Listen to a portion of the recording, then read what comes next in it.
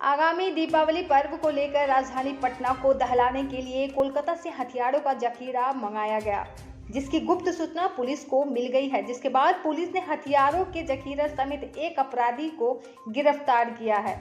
और पूरा मामला पटना के अगम कुआं थाना क्षेत्र के बैरिया बस स्टैंड का है। इस पूरे मामले पर सिटी डीएसपी अमित रंजन ने बताया कि पटना पुलिस और एसटीएफ को पिछले कुछ दिनों से सूचना मिल रही थी कि पटना के बाहर से अपराधी आर्म्स का तस्करी कर रहे हैं और उसे कोलकाता से बस द्वारा पटना लाया जा रहा है, जिसके बाद पुलिस ने बैरिया बस स्टैंड पहुंचकर हथियार समेत एक अपराधी को गिरफ्तार कर लिया है।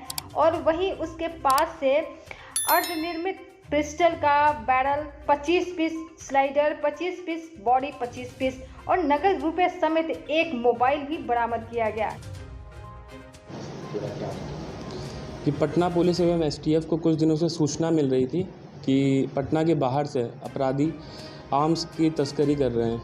ये कोलकाता इत्यादि जगहों से आर्म्स को लाते हैं। तो इसी क्रम में हमें सूचना मिली थी एसटीएफ के द्वारा और पटना पुलिस भी सतर्क तरीके से निगरानी कर रही थी बैरिया बस स्टैंड की। तो 11 तारीख को सूचना मिली अगम कुआं थाने को और फिर उस सूचना के अनुसार हमने कार्रवाई की। आर्म्स तस्कर झोले में लेकर कोलकाता से आर्म्स को लेकर आ रहा था, जो अर्धनिर्मित आर्म्स हैं। तो इसमें पुलिस के द्वारा पकड़ा गया उनको और पूछताछ के क्रम में ये पता चला कि ये कोलकाता से आर्म्स को लेके आ रहे थे और इनका नाम है मोहम्मद तौसीफ आलम और ये कोलकाता के बाबू घाट बस स्टैंड से आर्म्स को लेके आ रहे थे बस से। और ये लेके तो पटना में ही आ रहे थे, हमने पटना में इंटरसेप्ट किया है और ये लेके आ रहे थे। सर, ये हथियार का जखीरा करते क्या? ये एहसान करके एक आदमी हैं जो मुंगेर ज़िला के रहने वाले हैं, उनसे इन्होंने कोलकाता से हथियार लिया और मोहम्मद एतवारी करके एक इंसान है जिनको इनको पटना में देना था। तो इसी बीच इस क्रम में ये पकड़े गए हैं। तो जो 2 लोग का नाम इन्होंने बताया उसके ऊपर जांच की जाएगी और फिर आगे की चीज़ें सामने आएंगी। क्या कुछ बरामद हुआ सर? इसमें 25 पीस अर्धनिर्मित पिस्टल बरामद हुए हैं। उसके अलग अलग पीसेज हैं, बैरल है, स्लाइडर है, बॉडी है, एक मोबाइल बरामद हुआ है, 850 रुपये हैं और कोलकाता से पटना आने का एक बस टिकट है। पूछताछ के क्रम में क्या पता चला सर जो अभी के गिरफ्तार हुआ? ये पहले भी 302 के मर्डर अक्यूज़ड है और उसमें जेल जा चुका है। और ये मोहम्मद एतवारी से उसने अर्धनिर्मित ये हथियार लिए थे कोलकाता से और ये एतवारी को देने आ रहा था यहाँ पर। कहाँ का रहने वाला था सर? ये दोनों मुंगेर के रहने वाले हैं। तो इनकी गिरफ्तारी के लिए हम लोग प्रयास कर रहे हैं। पूरा मामला क्या है? कहाँ से कोलकाता से वो हथियार लाते थे, किसको डिलीवर करते थे और कितने दिनों से ये कारोबार चलता था?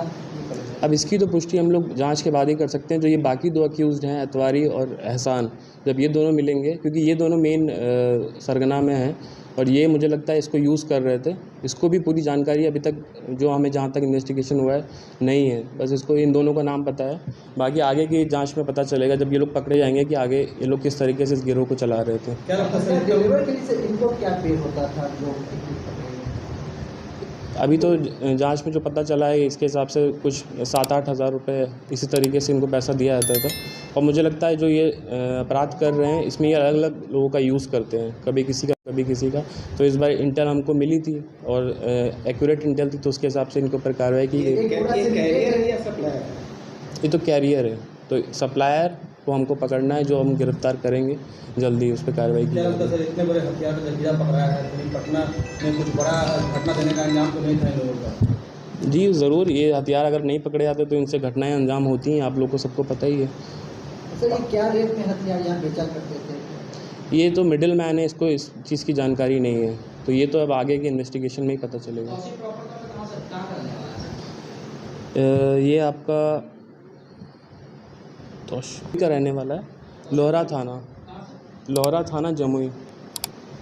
पटना पुलिस इसको किस रूप में लेती है, कितना बड़ा और किस गिरोह से ये? जी, अब उपलब्धि तो बहुत बड़ा है, क्योंकि इसके चलते हम कई क्राइम्स अब इसके चलते रुकेंगे। अगर ये हथियार चले आते उन लोगों के पास तो इससे क्राइम्स होते, तो ये एक रोकथाम हुई और हम लोग की तरफ से प्रिवेंशन एक तरीके से हुआ क्राइम्स का जो होने वाले थे इससे।